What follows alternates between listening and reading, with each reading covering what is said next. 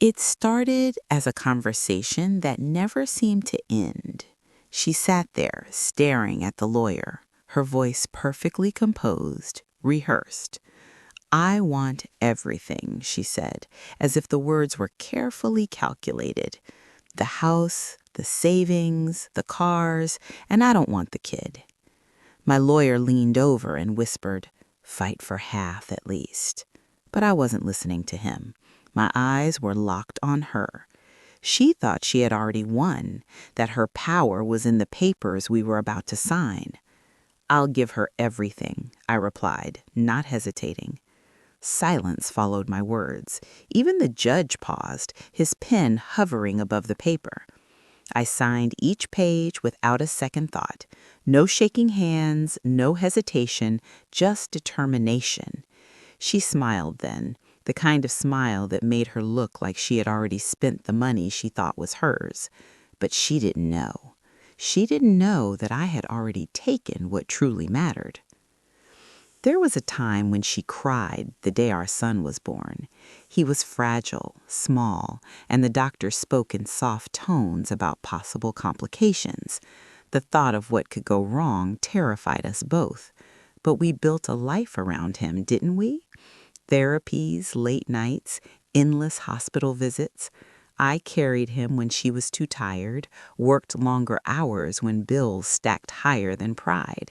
And somewhere along the way, she stopped looking at him. She started looking at her phone more than at our son. It wasn't until I noticed the signs that I realized something was off. The perfume she didn't ask me to buy, the gym sessions that lasted far longer than they should, the tone in her voice that wasn't meant for me. And when I saw the first message, it wasn't anger that hit me, it was clarity. She wasn't just cheating, she was planning. "I can't stay stuck like this forever," I read in one of her texts. "He'll give me half. I'll start over." Half. The word echoed in my head, but not because I was heartbroken. No, it was the arithmetic of it all that hit me. Half. Not grief for our son, not guilt for what was falling apart, just numbers. I didn't confront her. I didn't explode in rage. Instead, I became quieter, more focused. I hired a forensic accountant before I even thought about hiring a divorce lawyer. I transferred projects into a holding company under my sister's name, structured everything legally months before the divorce papers were even filed. The assets I couldn't liquidate were put into a trust for our son, untouchable, protected. I took every precaution to make sure that my son, and only my son, would be cared for. When she filed for divorce, claiming irreconcilable differences, I played the part of the surprised husband. I acted wounded when she asked for full custody, when she demanded all the assets. She thought she had outplayed me. She thought she had everything figured out. But what she didn't know was that I had been planning this for months. Not from anger, but from a place of preparation. The day she said she didn't want our son was the day I knew it was over.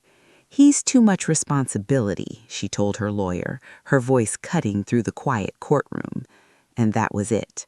That was the moment I stopped feeling anything except the cold edge of revenge.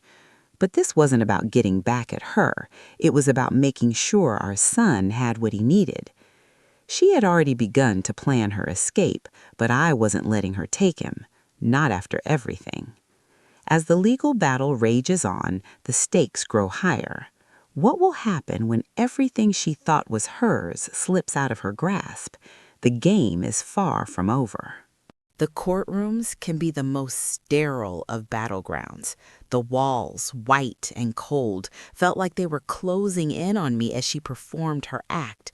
She wasn't just grieving, she was putting on a show. She spoke about losing herself, needing independence, as though she were trapped in a cage of motherhood. But the more she spoke, the more I saw through her. She didn't want independence. She wanted to be free of responsibility. She wanted a life without the burden of a child. Her lawyer presented a financial statement showing growth, talking about how well her business was doing. It was her claim to the prize, the promise of a bright future without the anchor of a disabled child. The case was moving fast, faster than I anticipated. She was making all the moves she thought she had to, but I wasn't going to stop. My lawyer leaned in once again, his voice low but urgent. "We can destroy her credibility," he said, showing me the evidence, the affair, the abandonment, the way she had stopped caring. "We have everything we need to ruin her, all of it, her lies, her cheating, it's all here." I shook my head. "No," I said, "I'm not interested in destroying her. I want something else." He gave me a confused look, like I'd lost my mind. But I wasn't playing the same game she was. She wanted the battle, wanted to win by tearing me down. But I was setting the trap, and she didn't even know it. When the judge asked for our agreement on the asset division, I surprised everyone. "I accept the terms," I told him, my voice unwavering. The gasps from the gallery were audible. She looked at me, a hint of triumph in her eyes, thinking she had already won. I signed. It was all hers now. The house, the cars, the savings accounts, the business assets, all of it transferred under her name. The paper slid across the table, and I didn't flinch. The gavel came down, and she leaned back in her chair, a sigh escaping her lips. She thought she had outsmarted me. She thought I had lost. But as she settled into the illusion of victory, there was a shift. Her lawyer's phone buzzed. It was a subtle thing, but I saw the color drain from his face. He stood abruptly. Something was wrong. "Your Honor," he said, his voice tight, "we need clarification on the asset transfers." The judge sighed, clearly annoyed by the interruption. "What now?" he asked. Her lawyer looked at the screen and then turned to address the judge. "It appears that the primary business holdings were restructured prior to filing. The company has significant debt obligations tied to leveraged expansions." She looked confused. "What does that mean?" she asked him, her voice trembling. The lawyer didn't answer her. Instead, he turned to the judge. "The net value of the transferred assets is negative." For a moment, the room was silent. No one knew how to process what had just been said. I could see her brain working overtime, trying to figure out what had just happened. She thought she had walked away with a fortune, but now the illusion was shattered. The house? It was mortgaged to the hilt. The cars? Leased under business credit. The savings account she demanded? Operating reserves for contracts that needed to be fulfilled. Every penny she thought was hers was already tied up in obligations. But there was more. The patents, the lucrative medical contracts, the international partnerships, they were all safely tucked away under the Special Needs Trust, irrevocable and solely for our son's care.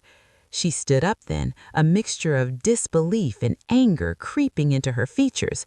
"That's not possible," she muttered, her voice breaking. I finally looked at her, really looked at her for the first time since all of this started. "It is," I said quietly, "and you did this to yourself." Her lawyer flipped through the papers, searching desperately for something that could turn the tide. The trust had been established 8 months ago, around the time her late-night gym sessions started. The timing wasn't lost on anyone. The judge adjusted his glasses, his face unreadable. "He approves the settlement, as requested by the petitioner." Requested by her, I thought, but she wasn't the petitioner anymore. Her shoulders slumped as she sank back into her chair. Everything she thought she'd won had been taken from her. The business, buried under debt. The house, a liability. The child, that was still mine. What happens when the game is over and the consequences of betrayal set in? She thought she had escaped, but in reality, she had only walked into a trap she never saw coming. What will she do now as everything unravels? The room was thick with silence as she sat there, her back hunched, shoulders heavy under the weight of her own choices. I didn't even need to say anything more. Her eyes, wide and empty, said it all. For the first time, I saw her broken, not as the woman who had carefully crafted a facade of independence and strength, but as someone who had no idea what she was about to lose. I didn't gloat. That wasn't my style. There was nothing sweet about watching someone fall from a height they'd built for themselves. I didn't feel any relief either, only the gnawing certainty that this was the only way. I had to make sure that, at the very least, our son would have the future he deserved. Her lawyer fumbled with the documents, and I could hear the whispers in the courtroom. The buzz spread quickly, the word out. She thought she'd won the jackpot, only to find out she'd inherited a sinking ship. I wasn't about to rub it in, but watching her sink into her chair, her eyes glazed over, her mind desperately trying to process the mess I'd left her with, it was hard not to feel a strange satisfaction. I stood up, ignoring the murmurs around me, my mind on the road ahead. As much as I wanted to relish the moment, there was no time to waste. I had a son to take care of, and that came first. I was ready to walk out of the courtroom, but then I heard her voice, shaky but rising.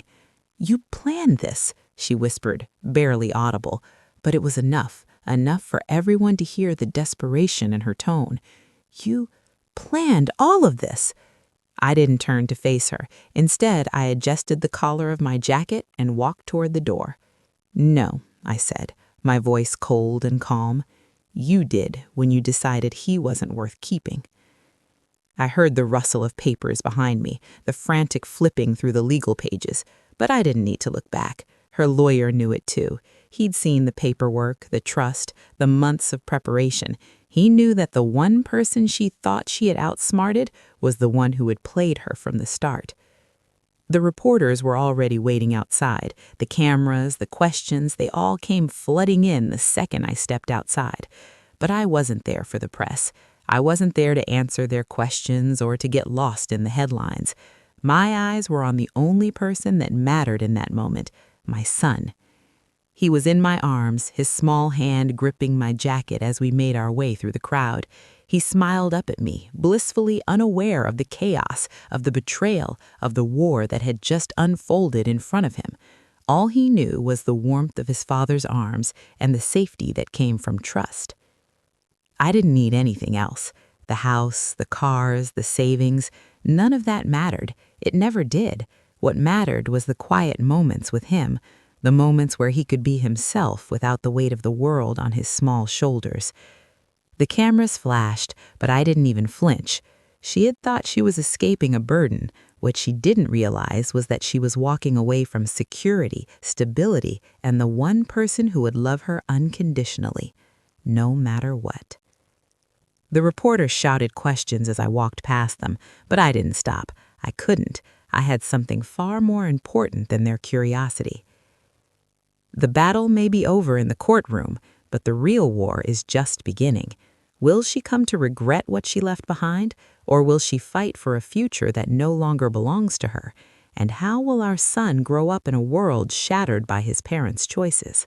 The days that followed were a blur of legal paperwork, logistics, and the constant reminder that my life had changed forever. She was gone.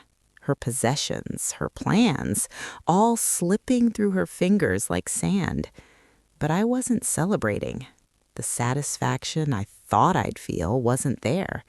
All that remained was the weight of responsibility, the kind that wasn't just about managing a business or paying bills. It was about making sure a child, our child, grew up with everything he needed, even if he didn't understand the depths of the sacrifices made for him. The phone calls with my lawyer became routine. The trust was intact, secured, but every conversation had the same undertone: caution. She was not going to take this loss quietly. We both knew that. The longer the divorce dragged on, the more she would try to reclaim what she thought was hers, and the harder it would be for her to accept the reality of what she had left behind. But I didn't have the luxury of worrying about her. I had my son to care for. I was the one getting up every morning, making sure he was taken to his therapies, making sure he had everything he needed. I was the one dealing with the aftermath of her decisions, but I was also the one building something better. That was what kept me going, my son's future.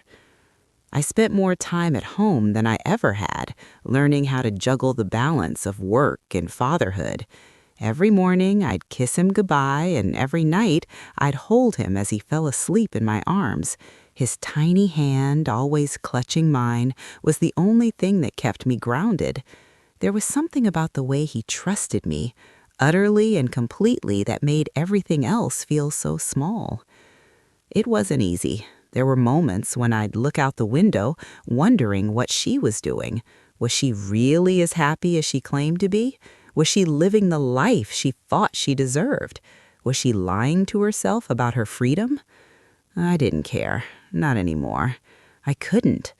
But she wasn't going to let me go that easily. She had lawyers, she had plans, and she had a lot of money to burn. She wasn't going to just fade into the background. The divorce papers had been filed, but there were still battles to fight, legal loopholes to exploit, and somewhere deep down, I knew that if I relaxed, even for a moment, she would find a way to pull me back into her chaos. I didn't want to fight her. I wanted her to disappear, to take her half and leave us alone. But that wasn't going to happen. I knew it, she knew it, and even my lawyer knew it. But I wasn't going to give up. Every day as I watched my son grow stronger, more independent, a quiet part of me wondered if she ever regretted what she had done. If deep down she realized that in her pursuit of freedom, she had abandoned him, and that would always be the one thing she couldn't get back. As the weeks passed, the tension between us grew. She had yet to accept her defeat, and her desperation was becoming clear. But I had no intentions of giving her another chance. What would happen when her plans fell apart, and how far would she go to reclaim what she thought was hers? The clock was ticking, and soon the real struggle would begin. It wasn't long before the first sign of her retaliation came. The phone call was brief, the voice on the other end cold, calculated. Her lawyer once again. "We need to revisit the terms of the trust. There are concerns about its legitimacy." It wasn't a question, it was a warning. I didn't flinch, not this time. I had expected this. She wasn't going to walk away quietly. She never did. But I was ready for whatever she could throw at me. The foundation I had built was solid, and I wasn't going to let her destroy what I had done for my son. My lawyer sighed as I relayed the message. "She's not going to give up. You know that, right?" he asked, rubbing his temples as though the whole situation were wearing on him. I didn't need to hear it. I knew it was coming, but what I didn't know was just how far she would go. The next few weeks felt like a waiting game. Every day was filled with the mundane tasks of fatherhood, meals, therapies, homework. But underneath it all, the tension was building. I could feel the weight of the upcoming battle pressing down on me. She was going to challenge the trust. She was going to fight for what she thought was still hers, but I wasn't backing down. I'd been in the trenches long before this battle began. I'd fought battles in the dark, prepared for every scenario, anticipated every move. I wasn't some fool who had been blindsided by her games. I had played the long game, and now I was ready to reap the rewards.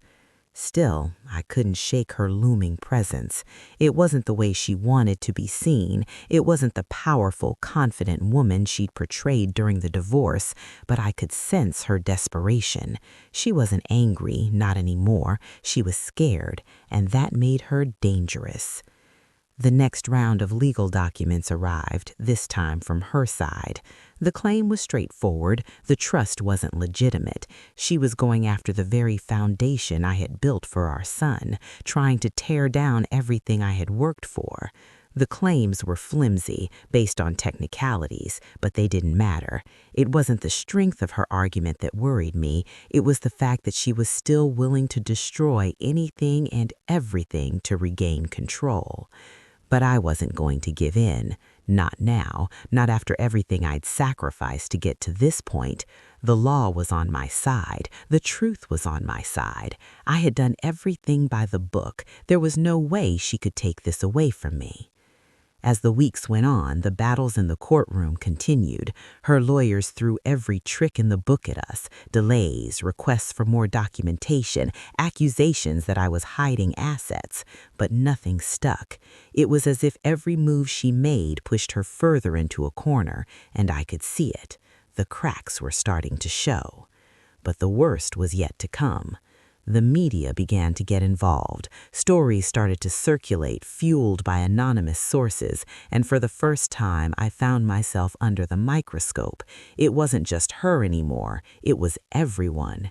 They wanted to know the story. They wanted to know why I'd let her walk away with everything, why I'd given up the house, the savings, the business, and only taken our son.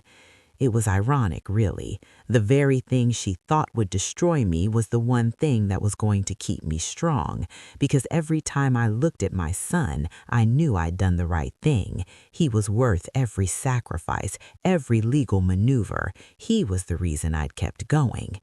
And yet, despite it all, there was a part of me that wondered how long this would last. How long could she fight me before she realized she had nothing left to take?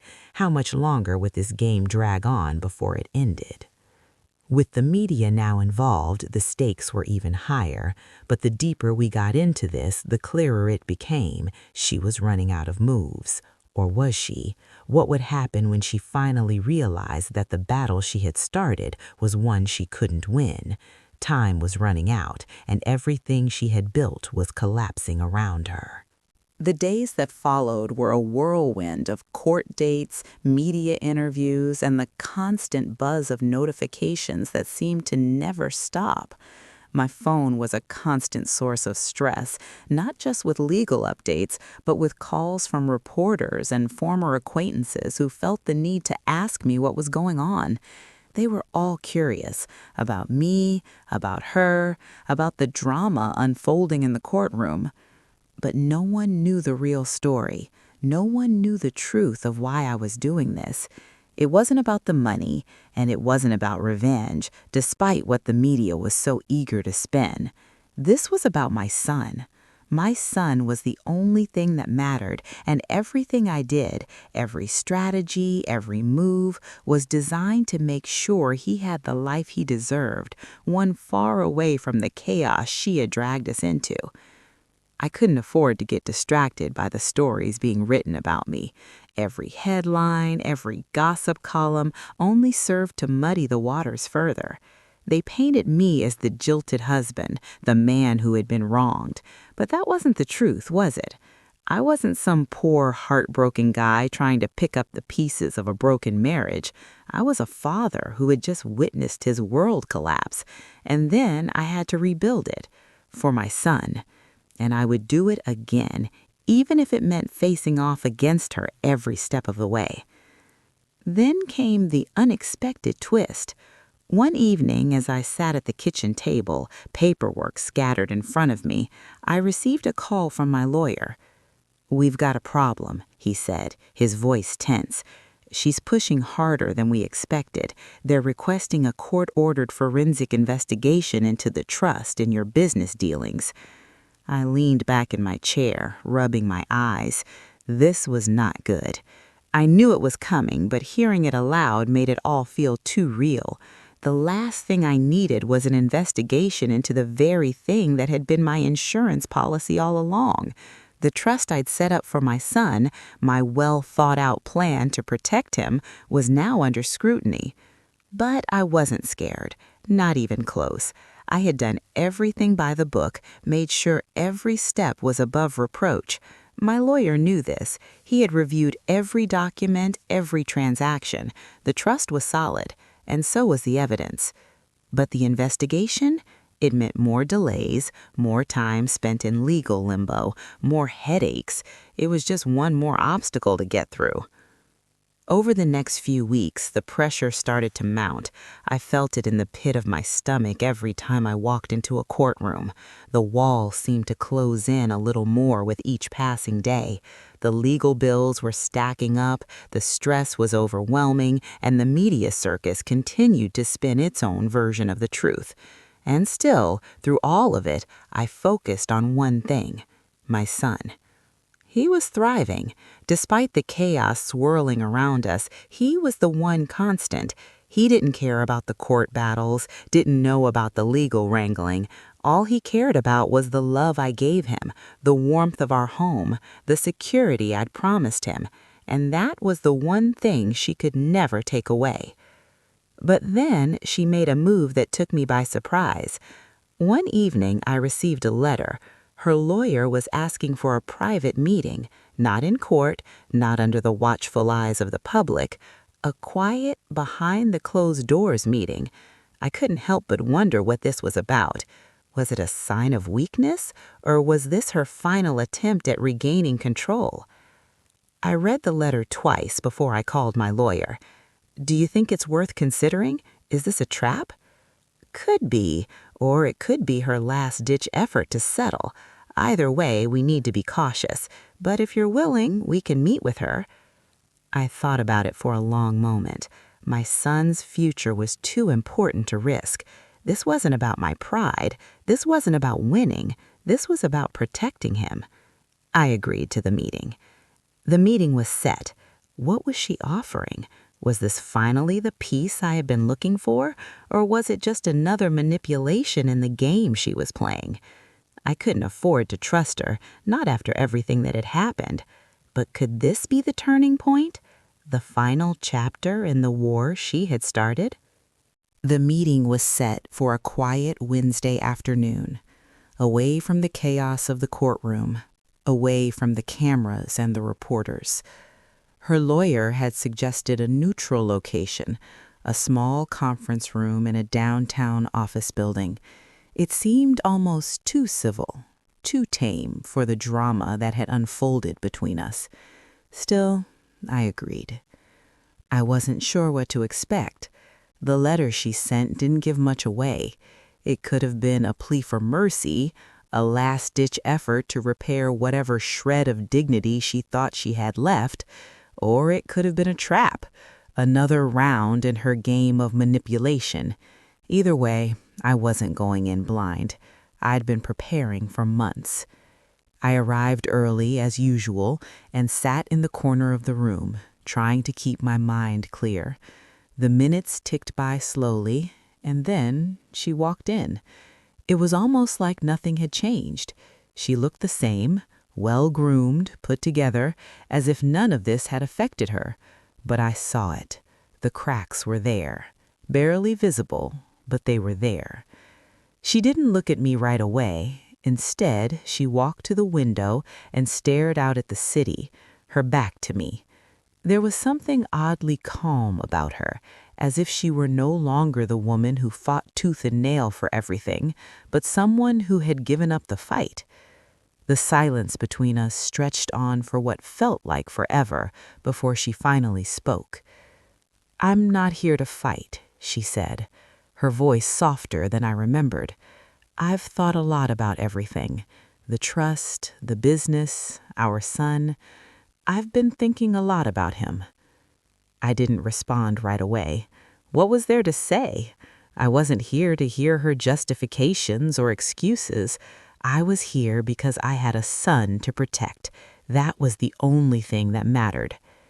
"I've made mistakes," she continued, her back still turned to me. "I know that now. I see it. I've hurt him, and I can't undo that.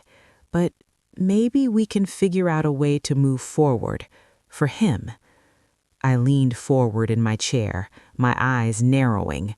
Was this the same woman who had wanted nothing to do with our son just months ago, who had called him a burden, the one who couldn't even look at him with disdain, the one who had abandoned him for her own freedom? My anger flared, but I kept it in check. I had to. There was too much on the line. "What are you offering?" I asked, my voice steady, though inside I was seething. She turned to face me finally. There was a vulnerability in her eyes that I hadn't seen before. It was strange, almost foreign. "I'll give you full custody," she said, her voice trembling slightly. "I'll sign the papers. I'll walk away. You keep everything. The house, the business, it's all yours. I'll just leave." I couldn't believe what I was hearing. Full custody? After everything? After the years of neglect, the betrayal, the lies? It wasn't a gesture of love or remorse. It was the last throw of the dice. She had nothing left. No more power, no more control, and now she was trying to buy her way out of it.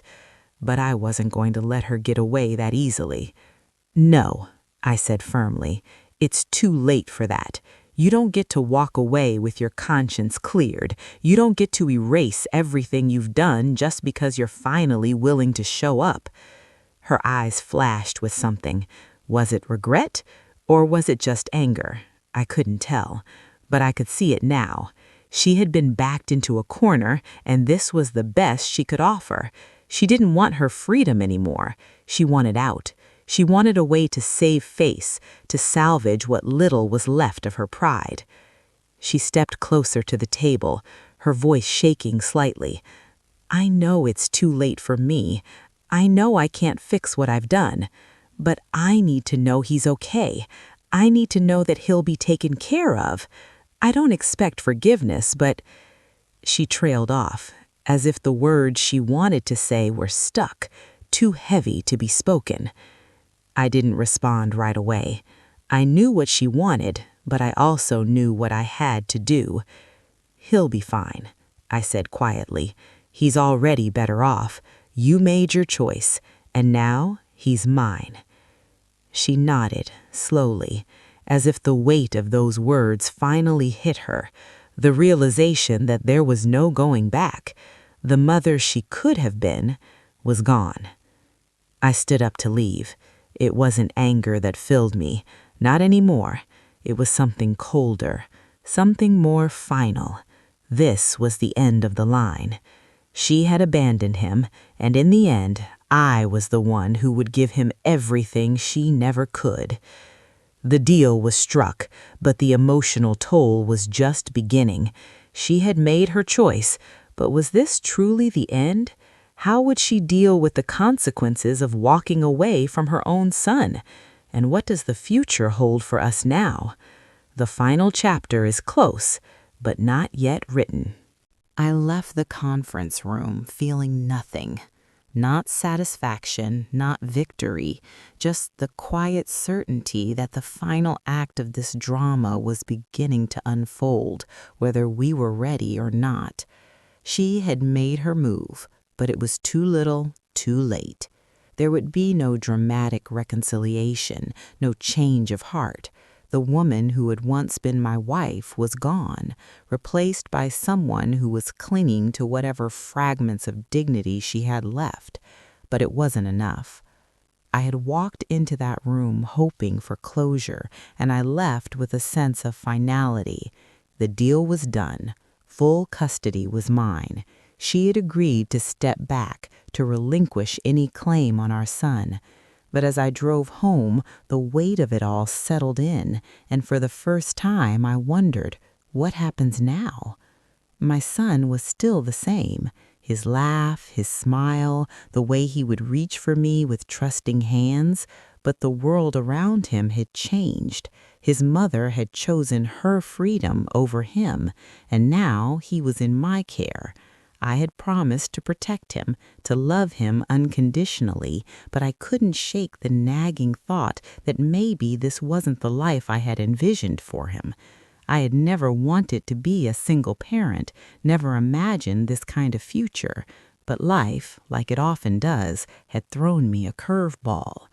When I got home, I walked into the living room to find him on the floor, surrounded by his toys, his small hands moving in an intricate dance as he tried to stack them just right.